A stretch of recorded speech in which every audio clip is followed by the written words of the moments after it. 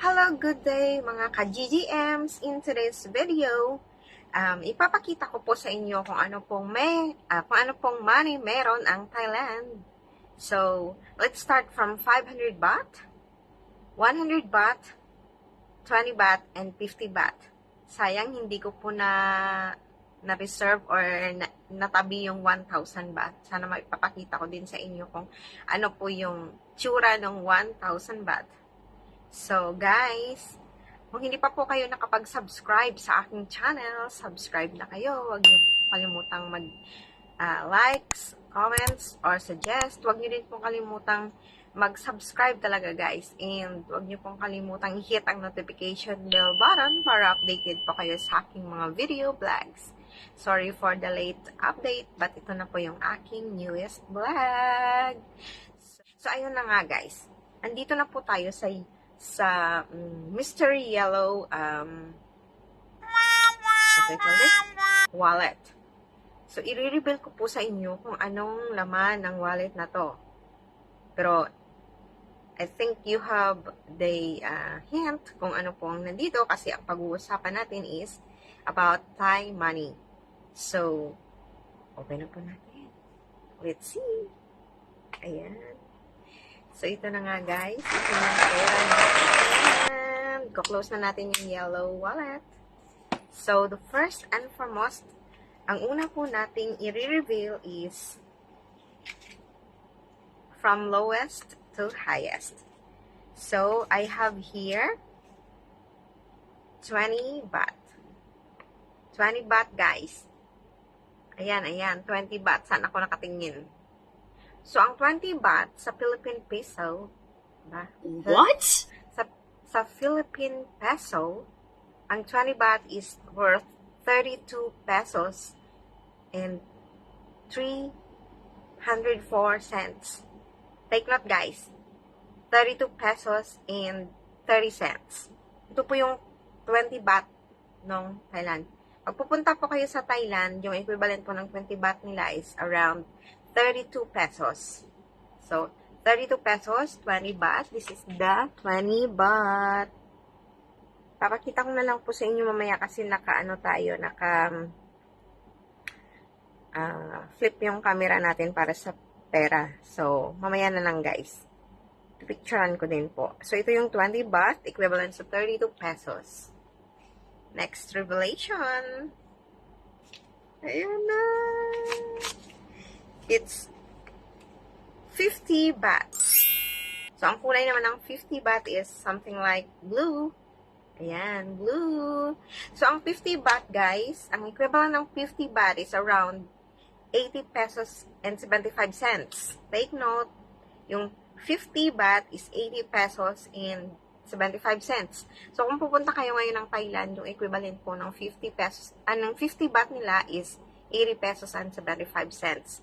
So, take note po sa kulay ng pera nila. This is the 50 baht. Ayan, 50 baht. Yon. Tapos na yung 20, tapos yung 50. Yung next revelation naman natin is 100 baht. Ito naman yung kulay ng 100 baht nila. Ayan. Take note sa 100 baht. Ayan. So, yung 100 baht nila is equivalent to 161 pesos and 50 cents. 161 pesos and 50 cents. So, tignan nyo po ng maigi yung kanilang pera. Yung 100 baht. So, guys, mostly, ang mga bilihin doon sa Thailand is worth only 100 baht. Like, for example, bibili kayo ng mga souvenirs.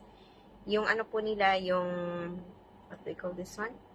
Yung mga magnet ref nila is worth 100 baht only. So, ibig sabihin, it's around 161 pesos, 50 cents. Ganyan. So, guys, ito yung 100 baht. Ayan. Next, and the last money that I have is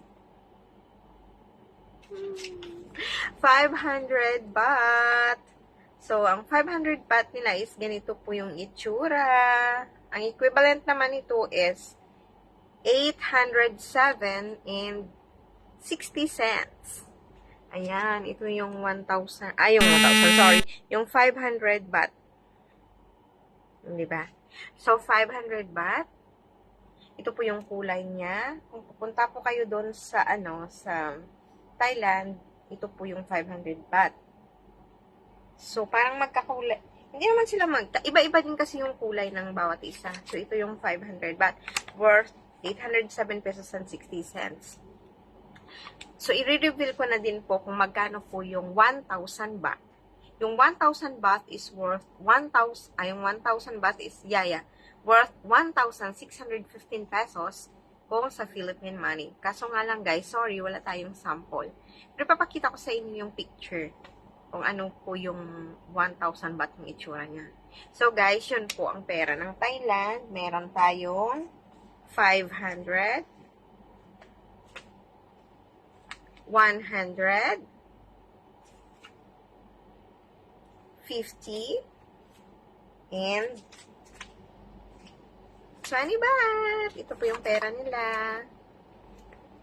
Ayan guys, ayan yung pera ng Thailand. So, wag po kayong magkakamaling magbigay ng maling pera sa kanila kasi minsan meron pong mga, taong mga, yung, pag binigyan nyo sila ng pera, hindi na po nila ibabalik yung sukli. Kaso hindi, kasi po, sorry, nabubulol ako. Kasi po, hindi nyo po alam kung anong pera meron sila. Kaya ito po yung aking paraan para po pag pumunta kayong Thailand, makikita nyo po kung ano po yung itsura ng pera nila. So, this is 500, this is 100, 50, and 20 baht. So, guys, thank you for watching. Sana po may natutunan kayo po sa aking pagre-reveal kung ano po yung kulay, kung ano po yung halaga ng pera ng Thailand, equivalent po sa Philippine pesos. So, guys, thank you for watching. See you next time. Bye!